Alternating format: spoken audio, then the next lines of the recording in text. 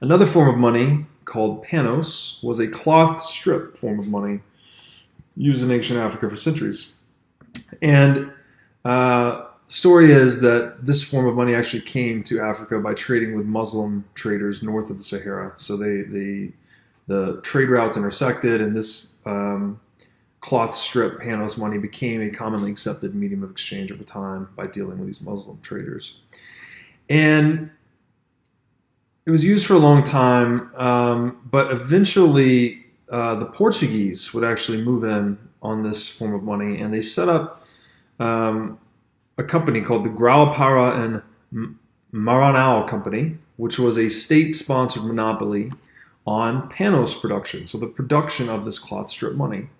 And it required that all financial flows denominated in panos would use their warehousing or trading post operations. So it was one of the earliest, earlier state-imposed monopolies on money, which again, the entire course of history is full of state monopolies on money. The state has always given into the temptation to control money, because if you can control money, you can essentially control people's time, as we'll argue here in the piece.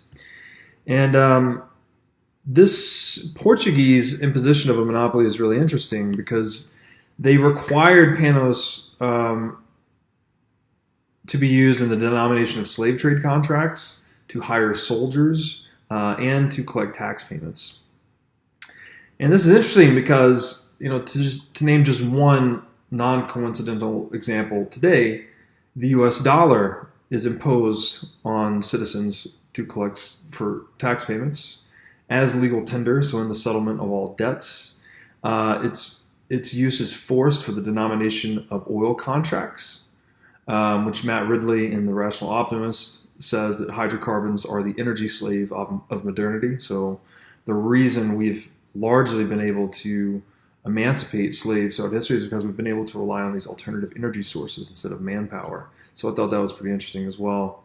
And then the US dollar, too, is enforced as the international reserve currency, which gives the United States the ability to essentially ship the world these paper slips that we call US dollars, and they in turn ship us goods and services. And that's a trade imbalance that's benefited us since the end of World War II, when we actually imposed the US dollar as the international reserve currency.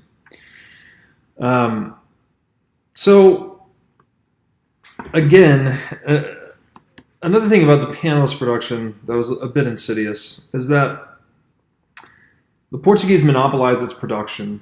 So they violently suppressed competition. Anyone else that was producing panos, they would violently suppress those operations. They would maintain the privilege for themselves to produce panos, and then they would use panos, again, this imbalance of value, to go and acquire their trading partners' goods and services in the marketplace.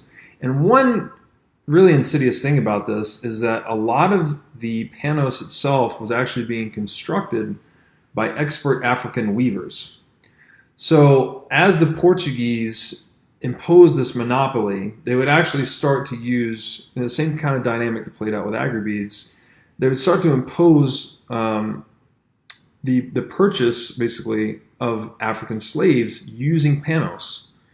And then they would put these slaves to work in the production facilities, using them to weave the very money that they were robbing their countrymen with. So it's another highlighting of this dynamic in which those that can monopolize the production of money can use it as an apparatus of enslavement, because they can directly steal time, goods, resources from others, essentially in perpetuity, so long as they can maintain and preserve that monopoly through violence, coercion, deception, etc. So this, I argue that these histories of human action related to agribeads and related to panos, that they hold very important lessons for a modern era that's dominated by money monopolies, which we call central banks. And the lesson is that those who can monopolize the production of money become de facto currency counterfeiters, and they can steal labor in perpetuity. again, so long as they can preserve that monopoly. And said differently, this is money monopolists are able to steal human time, right? You can print the very token that people accept in exchange for their time, and the time could be embodied in a good or service or even knowledge that person spends time generating and curating, something of value to other people. So this ability to monopolize money effectively makes the operation a currency counterfeiting operation, because they're creating money that's not subjected to free market forces, which effectively makes that operation a slave master. So they're actually acquiring human time at an unfair price, or said differently, they're stealing human time.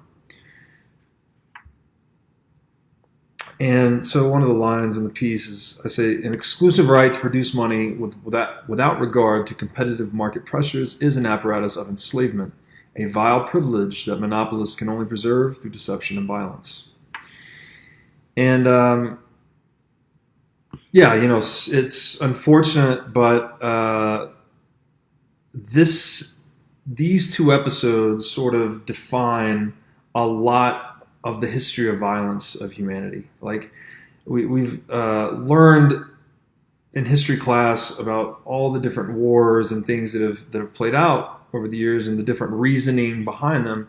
But if you really trace it all the way down to its original source, these are most often battles and skirmishes over territory, resources, or sometimes ideological collision. But there's, war is a very expensive activity. It's among the most expensive activities humans can engage in.